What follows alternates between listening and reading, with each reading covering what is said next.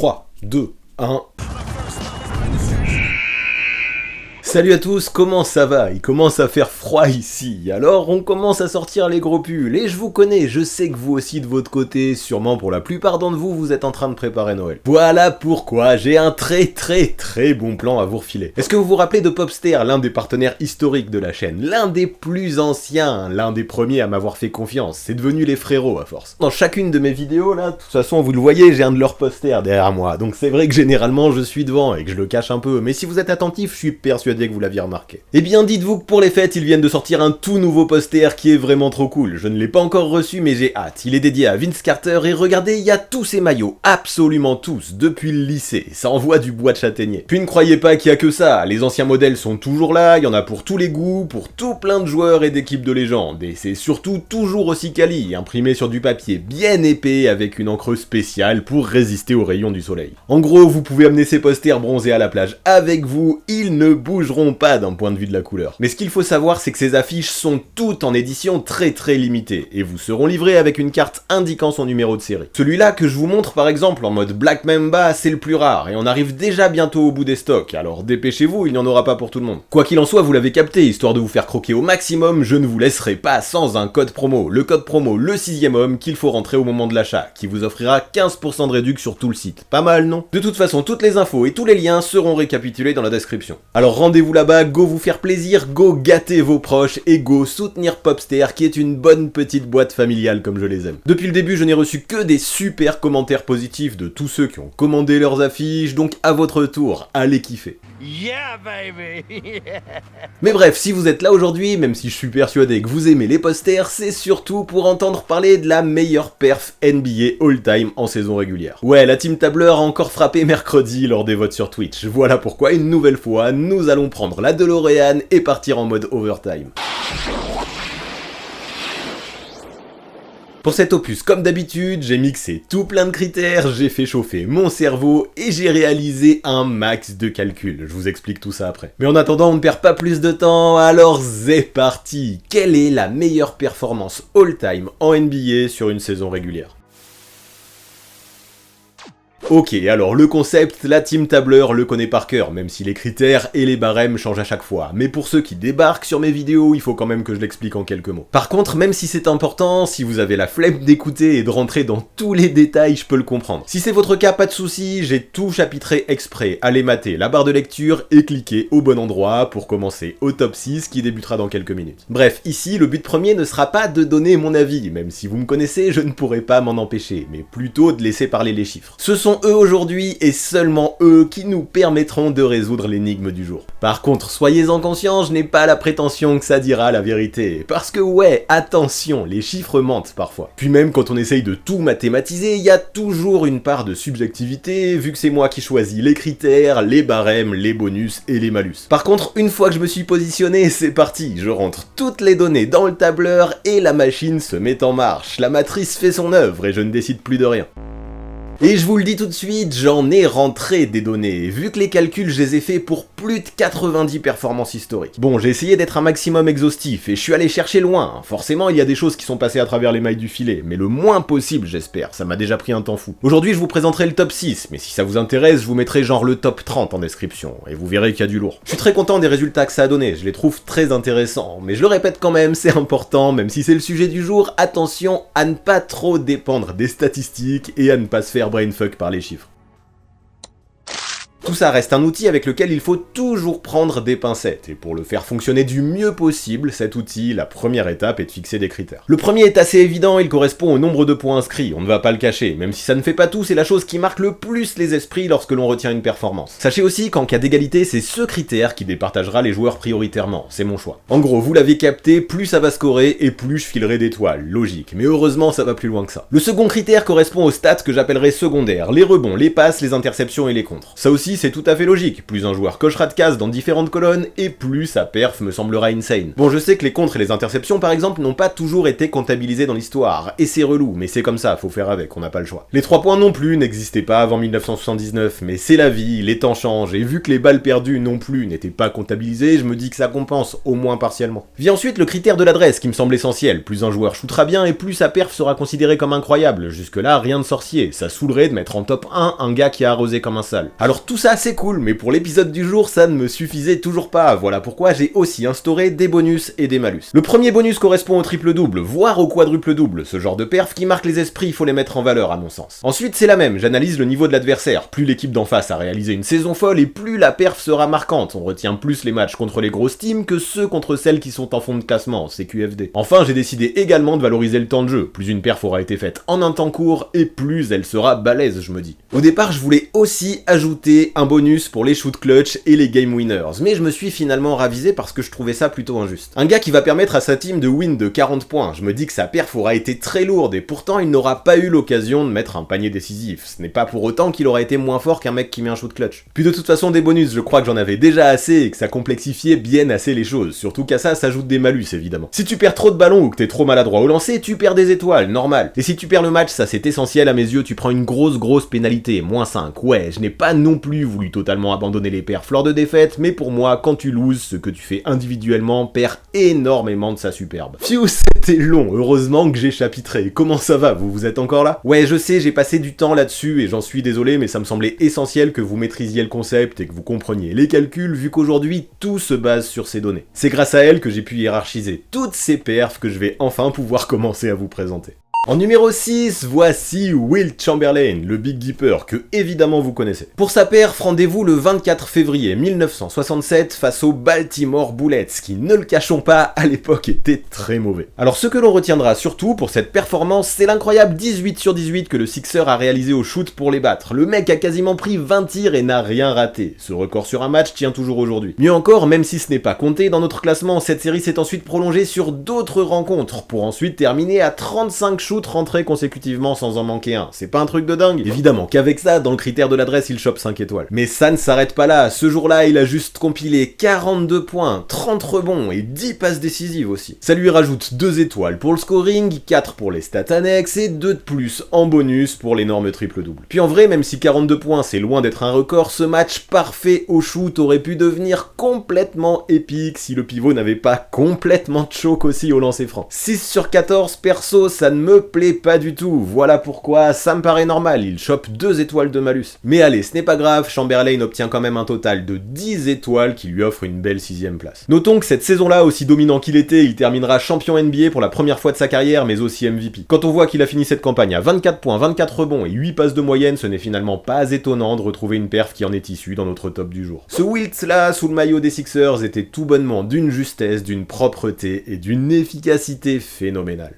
Pour la place numéro 5, un autre pivot, pas moins légendaire, Karim Abdul-Jabbar. Lui aussi, pour ce 19 janvier 1975, pour sa dernière saison sous le maillot des Bucks, a réalisé un énorme triple-double qui lui apporte direct 2 étoiles bonus. En même temps, poser un 3D en marquant plus de 50 points, c'était plutôt rare pour l'époque. Seul Wilt et Richie Guerin avaient accompli un tel exploit jusque-là. Depuis, Russell Westbrook et James Harden l'ont fait eux aussi, mais j'ai eu beau calculer leur perf à tous, ils ont souvent commis bien trop de déchets pour être classés aujourd'hui. Parce que ouais, non seulement Karim a compilé 50 points, 15 rebonds et 11 passes, mais en plus il a posé 3 contres et volé un ballon. Ça lui fait 3 étoiles dans le domaine du scoring et tout autant pour ce qui est des stats secondaires. Son adresse à 18 sur 30, soit 60% au tir, lui offre 2 étoiles supplémentaires pour un total de 10, tout comme Wilt. Et même si 60% ça ne paraît pas dingue, si on le compare au Big Dipper, Karim finit tout de même devant lui, non seulement parce qu'il n'a pas de choke au lancer franc, mais aussi parce qu'il a scoré plus de points. Dommage que lui aussi n'ait pas fait ça contre une meilleure équipe que les Blazers à l'époque, parce qu'avec des étoiles bonus, il aurait pu définitivement tout péter. Pour faire le bilan, malheureusement pour Milwaukee, plus jamais Abdul-Jabbar ne réalisa de telles perfs par la suite sous le maillot des Bucks. En conflit avec ses dirigeants parce qu'il voulait rejoindre un plus gros marché, soit Los Angeles, soit New York, il finit par faire ses valises l'année d'après pour rejoindre l'effectif des Lakers. Là-bas, il remporta 5 titres NBA et 3 trophées de MVP supplémentaires pour porter ses totaux à 6 et 6, une dinguerie. Pour beaucoup de gens de l'époque, Abdul-Jabbar est tout simplement considéré comme le GOAT, et je dois avouer qu'il présente de très beaux arguments.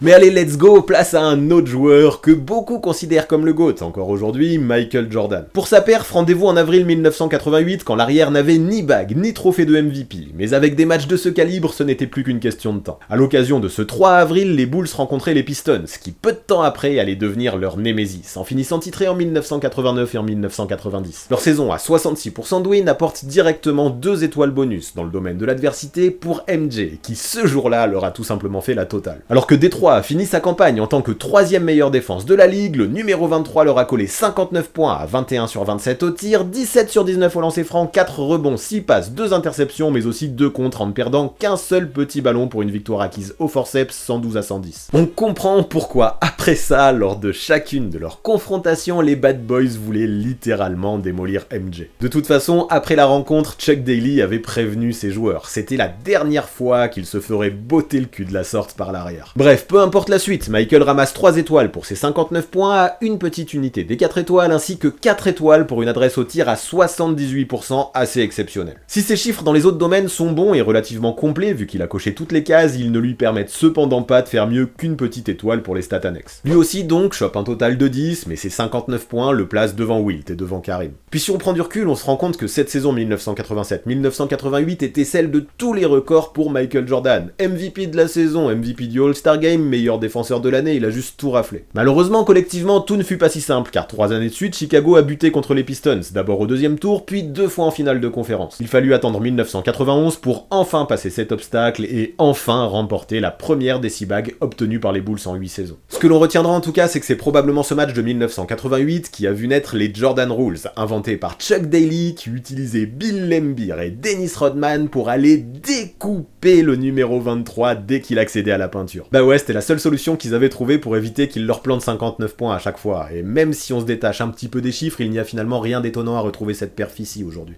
Allez, en place numéro 3, voici le copycat parfait de Michael Jordan, Kobe Bryant. Pour cette perf, revenons en décembre 2005, lors d'un match entre les Lakers et les Mavericks, qui après leur saison à 73% de win, accéderont jusqu'au final NBA avant d'échouer face à Miami. Cela donne donc direct 2 étoiles bonus pour l'adversité à Kobe Bryant, histoire de poser les bases. Mais si vous regardez bien, vous vous rendrez vite compte que le Mamba, ce jour-là, a obtenu un autre bonus, celui des minutes jouées. Ouais, cette perf, à mes yeux, on n'en parle pas assez, et pourtant, quelle violence, attention à ne pas la sous-coter. Parce que ouais, ce qu'il faut retenir, c'est qu'à cette occasion, sans même fouler le terrain lors du 4e quart-temps, Kobe a planté 62 points à Dallas. Le pire dans tout ça, au buzzer du 3e quart, ces Mavs n'avaient mis que 61 points. Oui, vous avez bien entendu, en à peine 33 minutes de temps de jeu, l'arrière a mis plus de points que toute l'équipe adverse réunie en 3 périodes de 12 minutes. Et je rappelle, ils ont fini finalistes. Vous commencez à comprendre la dinguerie exceptionnelle là ou pas? Le plus fun dans cette histoire, c'est que quand le sort du match était décidé, Phil Jackson est allé voir Kobe Bryant, lui demandant s'il voulait re-rentrer sur le terrain et battre un record de points. Celui-ci a poliment refusé, balançant que ça lui allait, de toute façon des matchs comme ça il en connaîtrait d'autres. Et il avait raison, il n'a pas menti, vu qu'à peine un mois après il plantait 81 points face aux Raptors. Incroyable. Ouais, incroyable, mais revenons plutôt à cette rencontre face aux Mavs qui nous concerne pour le moment. 62 points en 33 minutes donc, mais aussi 8 rebonds, 3 interceptions et une adresse au tir à 18 sur 31. Tout cela lui rapporte 4 points pour le scoring, 2 points pour les stats annexes et 4 autres points pour la réussite au shoot. Alors comptez bien, c'est une simple addition, ça lui fait 11 étoiles qui lui attribue automatiquement la 3e place. Ce jour-là, le Mamba était déchaîné face à une défense des Mavericks complètement impuissante. Les prises à 2, les défenses de zone, les trappes, il n'y avait juste rien à faire, le natif de Philadelphie était bouillant. Dans le même délire d'ailleurs, je tiens à évoquer les 60 points de Klay Thompson en 29 minutes en 2016 face aux Pacers. Mais l'arrière, finalement moins complet, face à un adversaire moins bon que les Mavericks, n'obtient que 8 étoiles pour cette prestation que vous retrouverez bien sûr en description.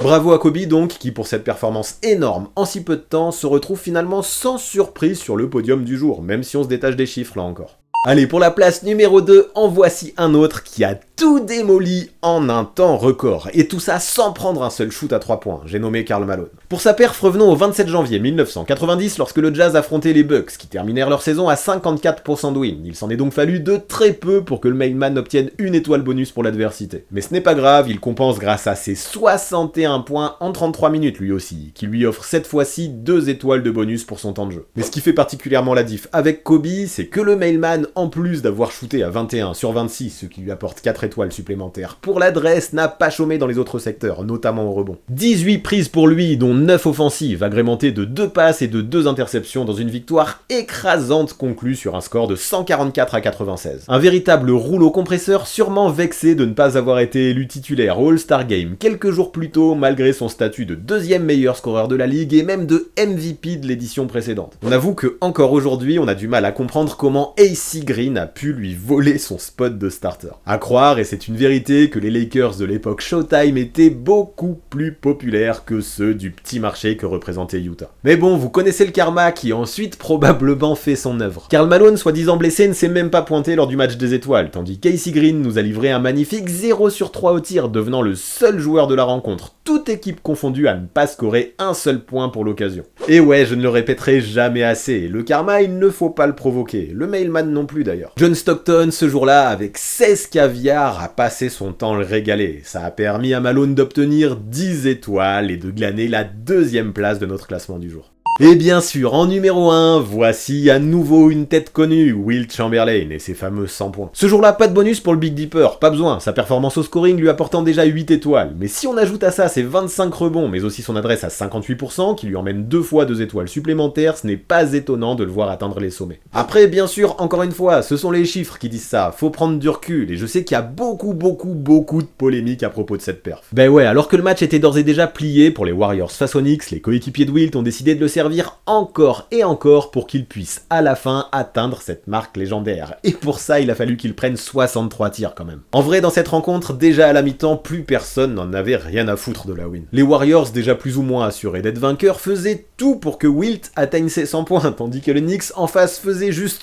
tout pour qu'il ne les atteigne pas. Le speaker, d'ailleurs, plutôt que d'annoncer le score, préférait annoncer les stats de Wilt. C'était lunaire. En parallèle, les New-Yorkais, pour éviter de se faire ridiculiser, enchaînaient faute sur faute, très conscients, vous l'avez compris, que les lancers représentaient le péché mignon du stilt. Eh bien, sachez que ce jour-là, alors qu'il affiche un vilain 51% de réussite en carrière sur la ligne de réparation, Chamberlain a posé un 28 sur 32, respect. Puis des anecdotes au sujet de cette perf légendaire, comme le fait que ce match s'est déroulé à Hershey et non pas à Philadelphie, il y en a tout plein.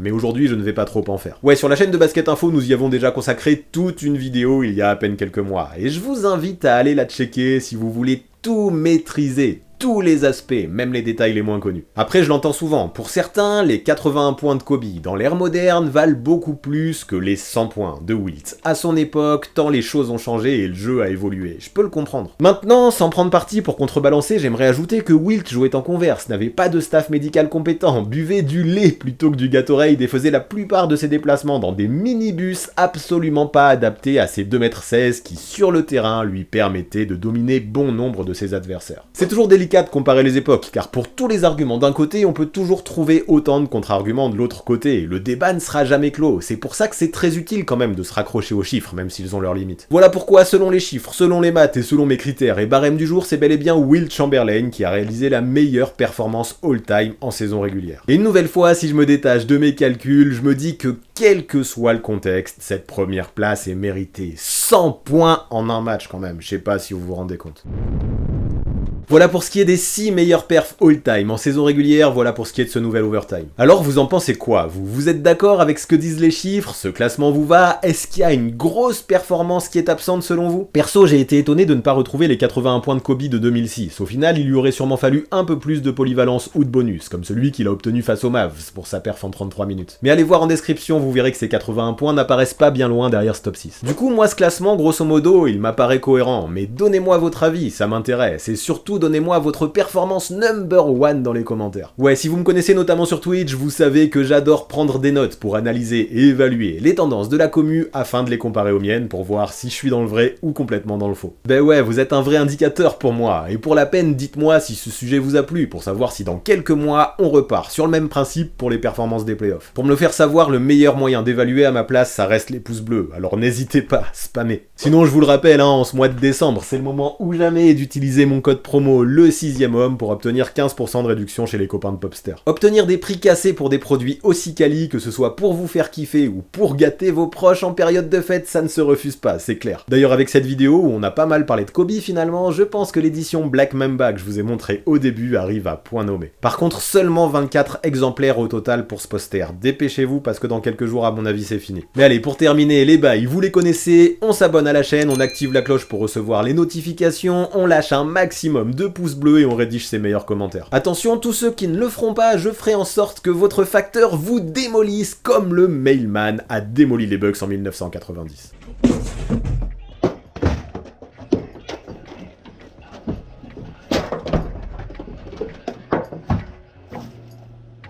Ouais, se prendre Karl Malone sur la tronche, ça doit faire mal. Big up en tout cas à tous ceux qui sont restés jusque là, c'est super important pour le référencement et gros merci à tous ceux qui soutiennent mois après mois sur Tipeee, vous êtes le sang. À très vite.